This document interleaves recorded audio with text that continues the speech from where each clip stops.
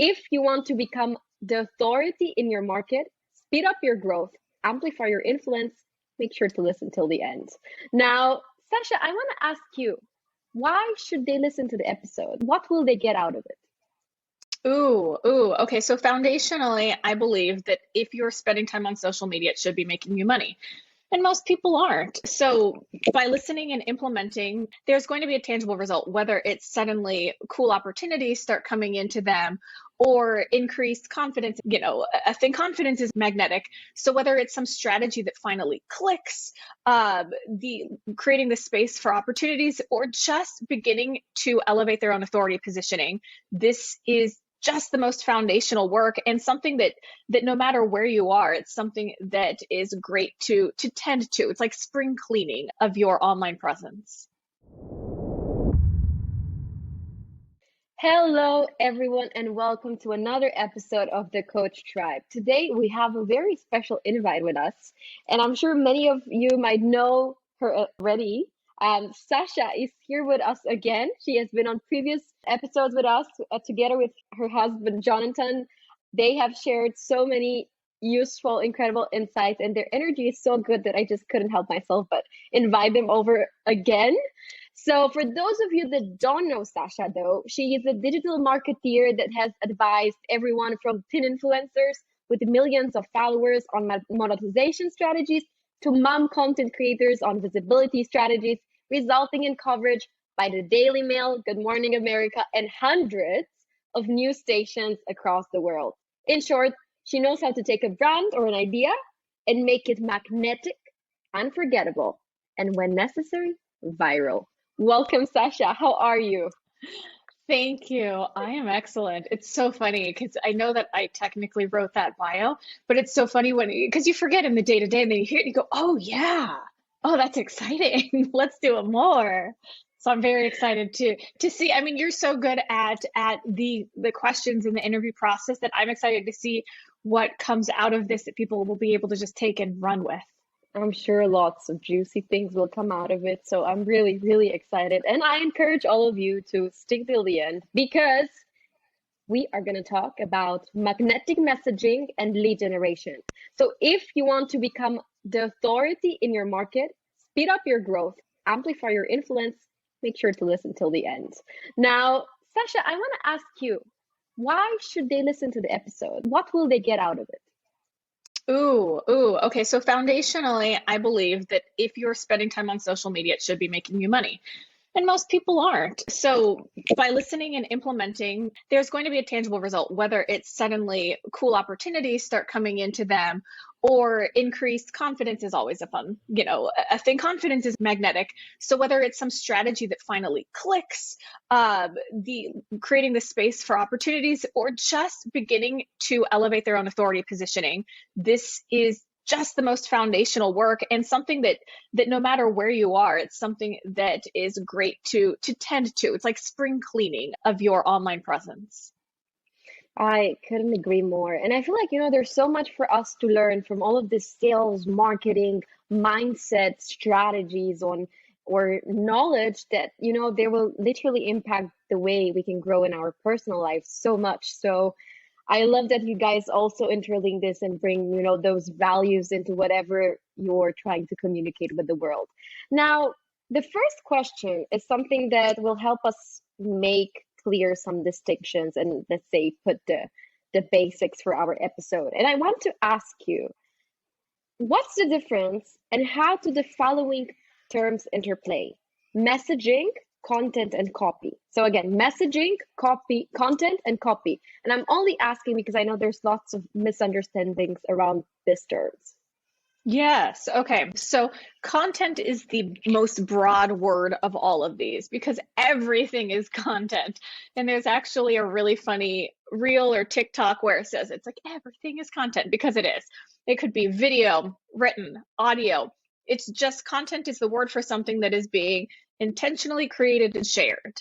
Meaning, if I make a video of my children, I'm intentionally creating something, right? Now, people can accidentally become content, right? I do ask my kids if I can share something, it's of them. But you see like the videos where somebody else is clearly being recorded without knowing, their content. That's not, and that's a whole other subject around consent and permission, but still anything you're intentionally creating is content. Now, copy is the words. So, and words are also everywhere. So the copy could be a caption on a photo. It could be the words that are popping up on the screen. And I usually would tie those in. Like if this is a reel and you're seeing cool words popping up, that's more visual than copy. But the caption underneath it, or email copy, or your blog copy, or your written social posts, all of that is copy. And then messaging is what's underneath all of it. What is it that you are trying to get across? So sometimes people talk about brand messaging, and that's then everybody is a brand now. And what you're creating creates a visual of you as a brand. So most people have a brand message that they just haven't curated or cultivated. And there is always a degree of magic or uncertainty. Like you don't know what somebody else is going to perceive. And actually, here's a really good trick. Don't create content or copy from a place of neediness. So we're all in business because we want to make money. People can say, yes, and you can create your business in a way that's doing good in the world. But ultimately, if you're not making money, it's not a business. And when you're in certain phases, the ebbs and flows of business, there are times when you need money, but you can't create from that place because energetically something happens, whether it's tiny tweaks in the language, that desperation and neediness comes through and that repels. So that's something that you'll see that people aren't. Their brand message might come through as one of neediness and struggle and lack. So being intentional about your brand messaging and creating when you're in the good place, those are all things that help create your own magnetic message. I love this, and I love that, now we're able to just put them in little boxes, although we know they're part of the same image, and they will be able to interlink, and the goal is to create synergy between them. If you're listening to this, you're probably trying to build and scale your online business. Am I right? Then we have just the thing for you, and it's free. We're building Pensite to enable people like you to set up your online store and monetize your knowledge via courses, one-to-one sessions, group coaching, digital products, Q&As, and bundles. It's purpose-built for you with bonus features such as video recordings, private notes for each client, Zapier integration, calendar sync, analytics, and much, much more to handle your scheduling automatically, accept payments, and help you scale your business. Check it out at pensight.com.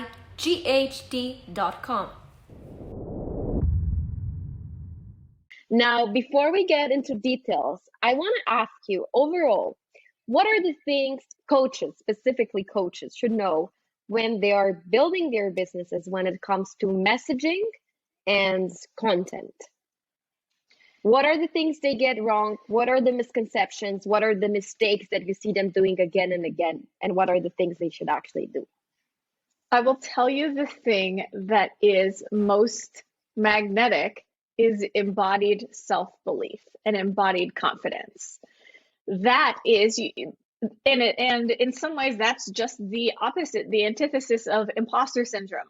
So if I were going to give coaches one content tip, it's actually a life tip, which is just to eradicate any imposter syndrome, embody belief in the transformation that you can create and why you're doing it.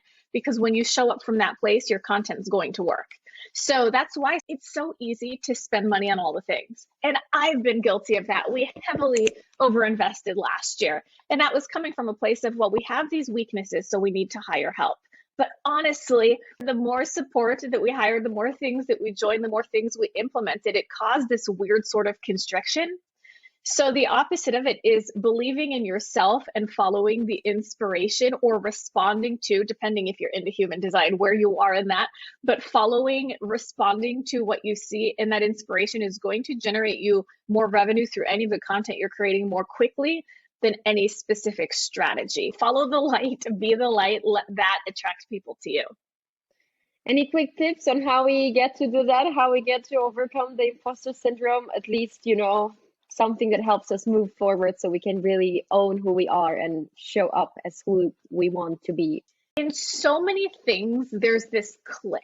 So I was a track and field athlete, and I remember, my freshman year of high school, going out there and losing, very rarely winning. Same thing sophomore year, but I kept trying. Junior year, end of my junior year, I remember there was this moment when I was at the blocks for my race, for the relay, and I look at the girls, and you're standing in place, you and your team, and you're hopping up and down, and you're looking at the girls side to side, and you're looking at their uniform and how their body's built. And I realized there was this moment where I realized it doesn't matter what anybody else looks like, what their build is. If they look fast, I know I'm going to beat them. And that belief is this thing that you need the same thing in your business. So eventually you hit the same point in your business where you go, and the same thing happened for me, I would say last year. I was in Clubhouse and I realized that I'm looking at people's circles and these amazing brand photos, and this person is talking and she's like, yeah, I'm in school. But I realized from her photo, I thought that she was probably a 7-figure. And I realized that you can't. The visuals, what people portray online, none of that means anything. You have to, and for me, it took, I've been doing this a decade. So it took me far longer, but I could have 7 years ago had the same belief and my business would have grown far more quickly. Instead, I thought that I needed this level of mastery, and I learned and in the coaching space, you'll see that people will learn all these different modalities. They'll get certifications left and right. But all you need to truly generate income and create magnetic content and attract the clients you want is the belief. So I would say my best tip is to seek or create an evidence wall. So, and you could do it. Some people do vision boards. If you saw my house, I have a massive, our bathroom is this two bathroom sink. And I have in front of my mirror, instead of a mirror, I have a really huge dry erase board. So if I need to do my makeup, I go stand in front of Jonathan's sink. And on my dry erase board, it has the thoughts that are inspiring me, the things that I need to remember. Dry erase board central, right? Now around my computer, when I did work, now I just steal Jonathan's desk. But when I wanted to, because mine is now a walking desk, but at my desk, I had around my monitor things that I needed to remember, things that I wanted to embody. And then eventually those beliefs or those identity shifting things become beliefs. And then I either pull down the Post-it note, I type it in a note somewhere for my reference, because those things can serve other people. But the beliefs I need to embody, I actually have, okay, do you want to see it? Do you want to see this thing I have at my desk? This is funny. Okay, it's funny to me. I've never showed anybody this. So my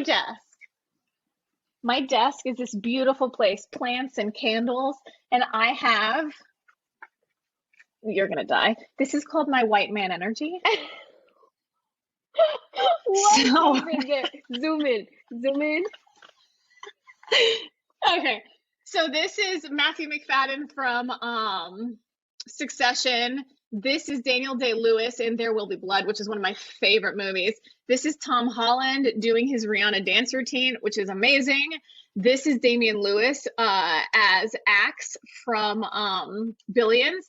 And then Kieran Culkin, who just plays an absolute wild deviant of a character on Succession. So the reason why I have this is a reminder to take up space. So unfortunately, they're all white men. But there tends to be a more of an inherent comfort in white men taking up space.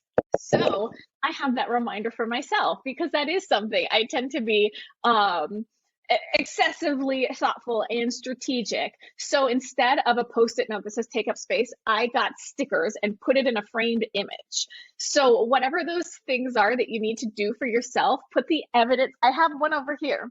I'll show you.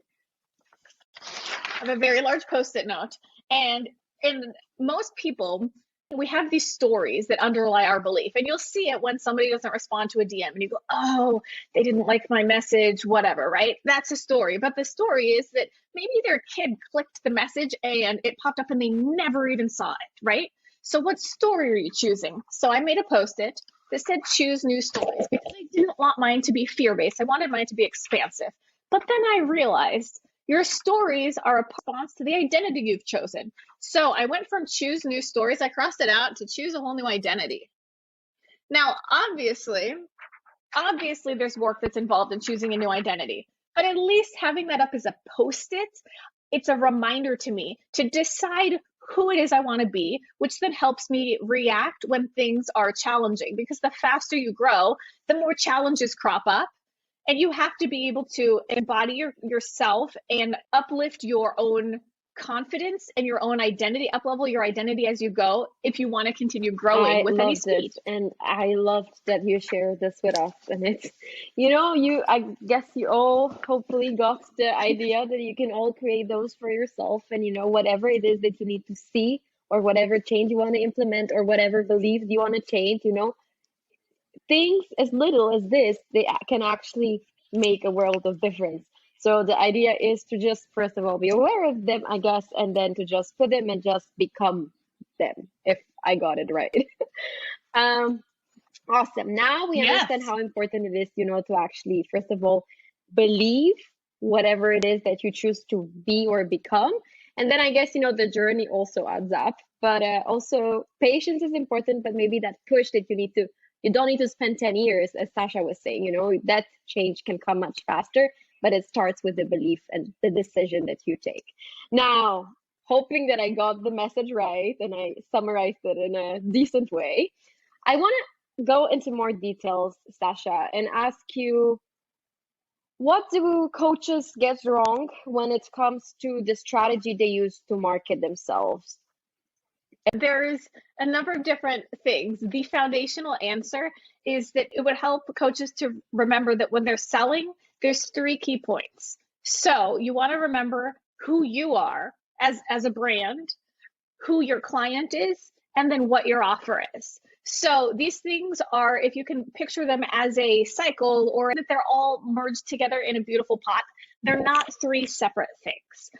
And they all inform each other. So who you are as a brand is just as important as what you sell, because it informs how you sell what you sell, why you sell it, and the foundational piece. So where people often go wrong is they will be selling their product as a little entity in their hand, right?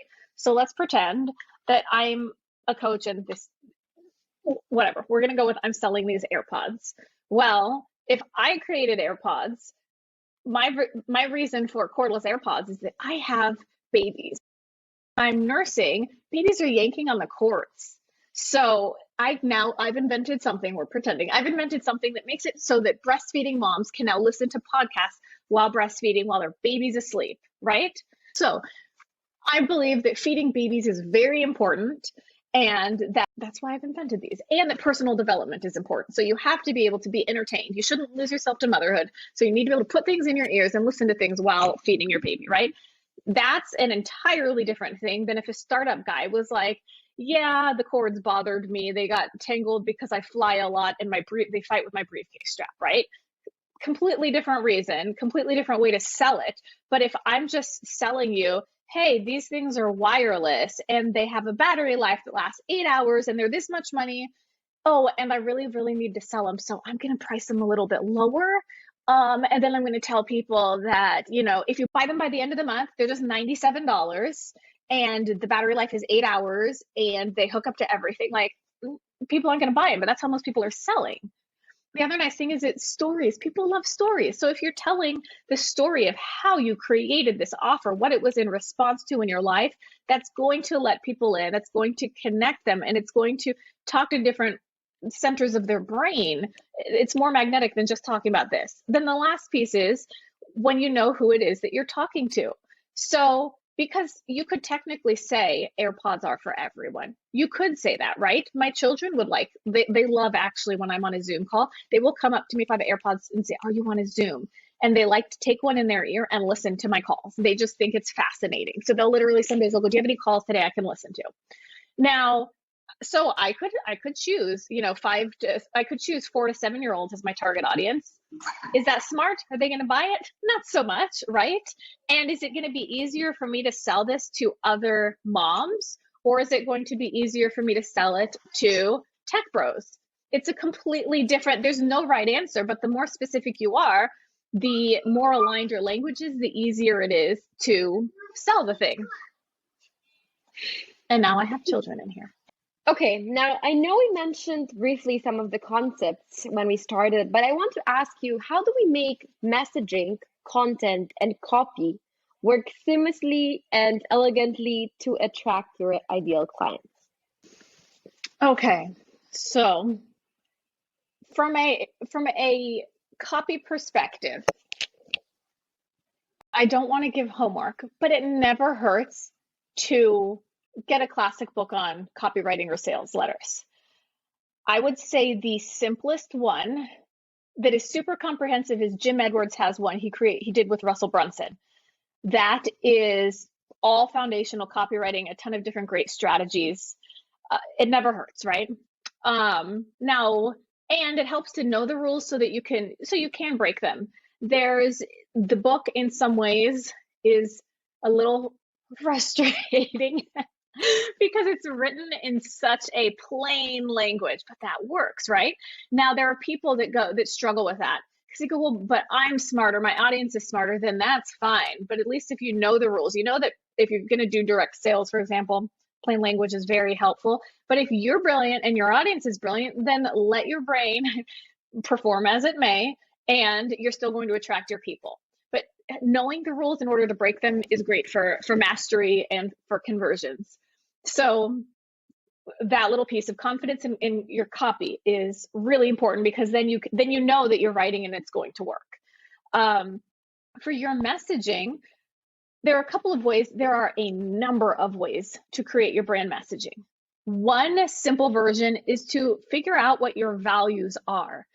Everybody's values are different. So we created our values probably a year and a half ago. Put them on the wall is a great way to start to define your brand values, because those are foundational pieces. And so when you're creating a piece of content, I love stress testing content. So you could create a piece of copy or content and go, does it align with these? Does it show any of these? At a most basic level, you could share your brand values as a post and say, why are these things important?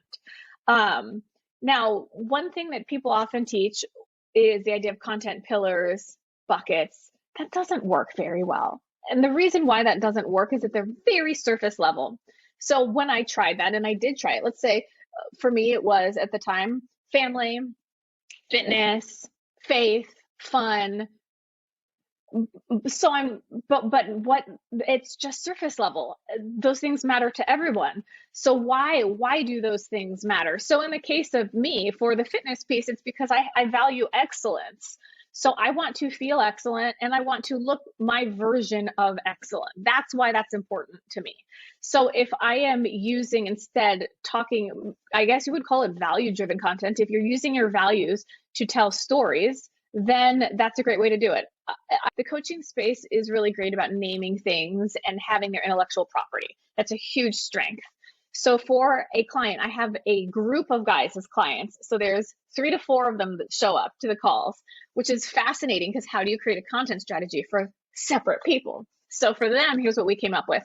They have the program that they all sell together. And the program has trademarked concepts. So instead of content topics or pillars, we're utilizing their pieces of intellectual property as their inspiration points. So if you can picture it as a bubble, they have this piece and then you would draw little brackets out around it, right? What are all the reasons why you love this piece of intellectual property, why it's important to you, but in story form? So when they're telling the stories about these things, they're essentially talking about their own personal values, the things that matter to them in their life, the transformation they've had for other people, but it's all in story form and it's centered around the business. So it automatically has a depth to it without having to plus, if I told these guys, just talk about why fitness is important to you, that's so boring. It would be uninspired. But the things that you've created, you're inspired by. So sometimes you just need a reminder to talk about those things. So, and of course you do, when you're talking about, for most coaches, your life and your business are informing each other. So it's pretty simple to talk about why something that you're selling, how it informs your life or why you created it. But your content does best when it does one of 3 things: when it entertains or inspires or has humor. So that's another stress test, right? Sometimes you'll see trauma sharing. and they just missed the mark, right? They missed the mark from this piece of content that could have been completely inspirational, aspirational, because they didn't run it through the filter of, is this entertaining, inspiring, or humor? And it could be a tiny tweak that does that. And instead, it's a piece of content that makes other people feel bad for them or sympathetic and want to take care of them. Now, it's not that entrepreneurship is hard for everyone, life is hard for everyone, regardless of your level. But if you want to attract people as a leader, you don't want people to feel like they need to take care of you. So that framework of, does it entertain, does it inspire, is it humorous, keeps your work at a magnetic I love vibe. it. So I love the tips that you shared with us. You talked about copy, you talked about content. How do this tie in when it comes to messaging, and what should we know about messaging? So the messaging is just, what's the message you're trying to get across? So if you're using your values to create it all, it's already funneled through your messaging. I would say there's other people that maybe their brand message, for example, political people. In politics, they're not trying to entertain, they're not trying to inspire, and they're not trying to go for humor, right? That's very effective messaging, but that's because they're going for fear centers, because they want people to take action, right? So that's a very different brand message. Ultimately, what is it that you want people to feel? What is it that you're trying to say? That's the brand message. It's almost though, it's that when you know that piece, everything else sort of comes as a result of that. I'm a huge believer in putting it up on a wall. So you can have, at least until it's embodied and normal for you, eventually you'll be able to just do it in your sleep. But what is it that you want people to feel? What action do you want to take? What community are you trying to create? And yes, it's a great exercise to have it written down somewhere. But for most people, it's just an inner knowing, and everything is automatically being created through that lens. So it happens automatically, but I do recommend doing it intentionally, because the content and the copy are going to exist as a result of whatever that messaging is, whether it's just because intentional we're or not. getting to the end, close to the end of this episode, and I wanted to ask you now, obviously confidence and belief comes with action and results. Till we see those results, can we build that belief? And I know we mentioned about imposter syndrome, but I want to ask you, what else can we do to get there before maybe the results are there? Or should we even want to get there before the results come, or should we just be where we are in that moment? That's interesting. I do find that the hardest place in entrepreneurship is to get from zero to your first couple of clients. That's the absolute hardest point. So if somebody's in that beginning, and you can struggle with confidence and imposter syndrome far beyond that, but in that very beginning phase, I think it's really great to remember that your excellence is transferable. I have worked with women that are PhDs, and then they're doing something new, and they want to like throw out all the rest of their amazingness. I'm like, what?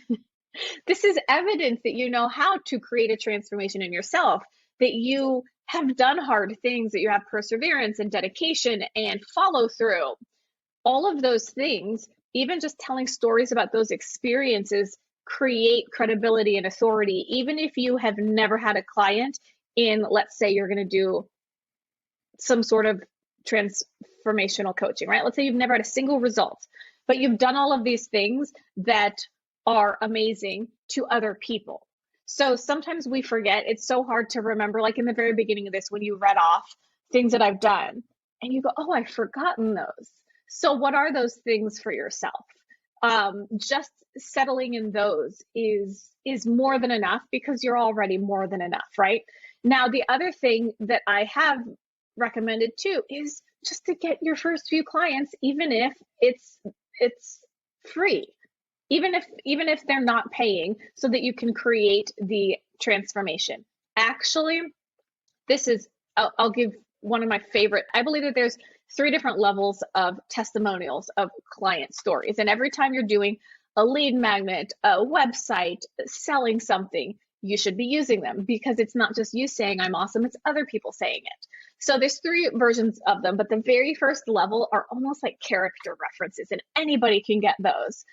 All it is showing that you are who you say you are. Somebody's vouching for it, and somebody's vouching that you were good to work with, that you showed up on time, that you delivered what you said you were going to deliver. Those are completely effective, and anybody can get those to start. And even if you have friends that are doctors or something, then having, that Dr. So-and-so said that. You can borrow somebody else's authority to help build your own as just a character reference testimonial. Then, of course, you want the next level of them that talk about that you created, gave the transformation, did the piece of work that people said you were going to do, that somebody paid you for it. You need testimonials that show people pay you, because people don't pay you accidentally. People pay you when you create a culture of people paying you. So you need testimonials that show people paid you. And then the third level is that the transformation. These are the best case things. And you don't want to lead with these all the time, because your best ones might be intimidating and actually off-putting for people. So you want testimonials that say, because of my work, I lost 5 pounds, or I got control over my eating, or I made it through a holiday without binge eating. You know what I mean? Or on the business side, I got 1 new client, or I did 100K month in my second month of working with them. Like, it doesn't matter the size of the transformation, and it's actually best to have a variety of them. But those are the 3 different kinds of testimonials. And that first one was just a character reference, is something that you can use to build your confidence. Such a good way to end this episode, just because it's so, actionable and structured and so easy to understand. I love it. I love it. I love it. So thank you very much for sharing this. Now, I wanted to ask you, Sascha, where can our dear listeners find you? Why should they reach out to you? How can you help them? Can you tell us more about that?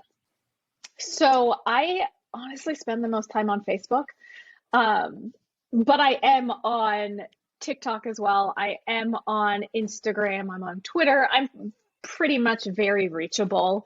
People have liked the things that I've shared, and because I do talk marketing on all the social channels, and I'm very much somebody who shares what I'm learning, what I'm going through, whether it's easy or hard. So I've had people that say they could write a book based on just what I share on social, and that it helps grow businesses. So those are great reasons. But I'm also, just reach out to me if you have questions or anything. Entrepreneurship can be very, very challenging, and most people are afraid to talk about the challenging parts, but it's all normal. So I'm happy to be a resource or to support you in your own growth process. It's based around lead generation, but I recognize how much mindset does go into that. Also, Sascha and Jonathan, her husband, they have a really cool agency, digital marketing agency, and you can go to them if you need help with, messaging, content, SEO, social ads. They can help a lot. So check them out. Plus, everything that Sascha shared with us today, all of the links, you can find them on her Pensite profile, so it's much easier for you to reach out to her from there. And I think that's it for today. But just before we go, I will surprise you with 5 fire questions coming your way. Question number 1, if anything, what would you change if you were to start your journey again? I would figure out how to have a whole lot of confidence a lot earlier in. Question number 2, what's one belief that you've changed recently?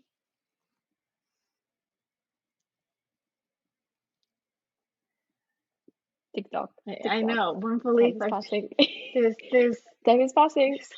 Time is passing. I put my latest dry erase note is, who do you want to be? So that I can decide when I'm making any decision, that I have the ability to, instead of dealing with the decision, to decide first, remind myself to decide, who do I want to be, and then make the decision. Love that. It was worth the wait.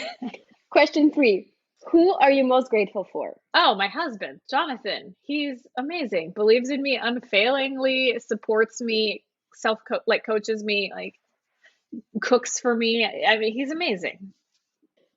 I know he is. You guys should also follow Jonathan. Question number 4. One book everybody should read. The Go-Giver.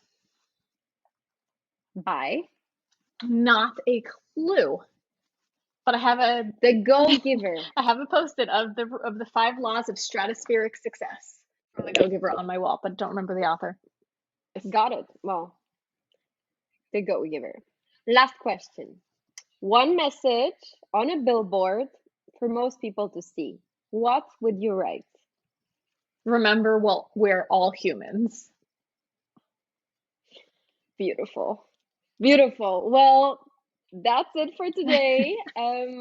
Thank you all for sticking till the end. Sascha, any last words for our listeners?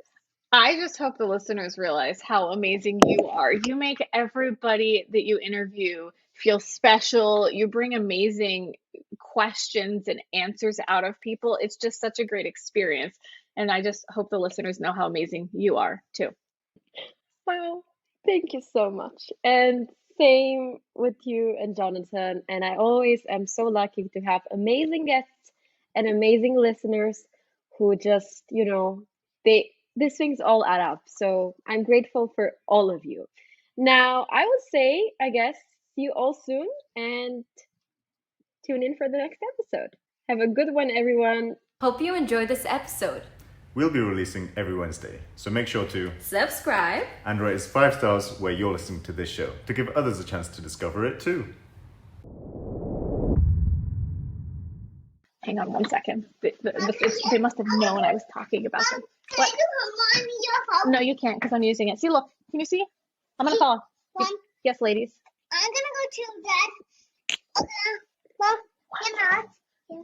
Yeah, but no, you can't come in because I'm on a call. Can you please No, you broke a rule. You got to go. Mom, You got to go, ladies. I hope you're all listening to this because this is very cute. We have 2 lovely ladies that just came into the office and are joining our call. Okay, I locked the door.